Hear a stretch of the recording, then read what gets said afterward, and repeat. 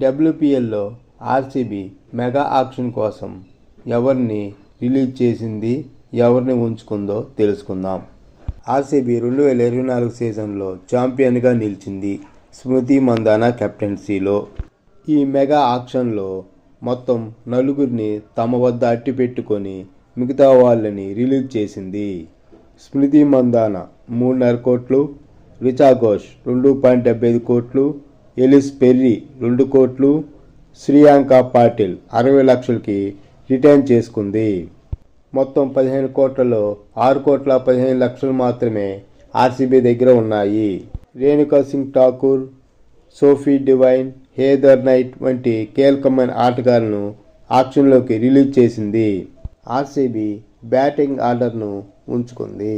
స్మృతి Mandhana, Alex Perry, Richa ఘోష్లు batting బాగా ఆడతారు. స్మృతి మంధాన తన స్థిరమైన లీడర్షిప్తో జట్టుని ముందుకు నడిపిస్తుంది. గతంలో కూడా ఈ టీం బాగానే పెర్ఫామ్ చేసింది. ఇండియన్ ప్లేయర్స్, ఓవర్సీస్ ప్లేయర్స్ ఇద్దరు సమానంగా ఉండేవాళ్ళు. టీము పర్ఫెక్ట్గా సెట్ అయి ఉండేది. అయితే ఫేస్ బౌలింగ్ బాగా ప్రాబ్లం వచ్చేది.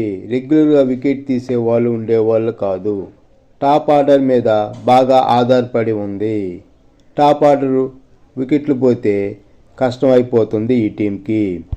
చివరి ఓవర్లలో ఫినిషింగ్ చేసే బ్యాట్స్మెన్ లేరు. చిన్న స్కోర్ను కూడా డిఫెండ్ చేసుకోలేకపోతుంది గతంలో ఈ టీం.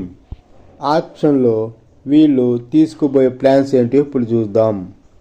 మిడిల్ ఆర్డర్ మీద ఎక్కువ ఫోకస్ పెడతారు. మంచి ఫినిషర్ కోసం చూస్తారు. పవర్ హిట్టింగ్ చేసే బ్యాటర్ కోసం ఆల్రౌండర్ని టార్గెట్ చేస్తారు.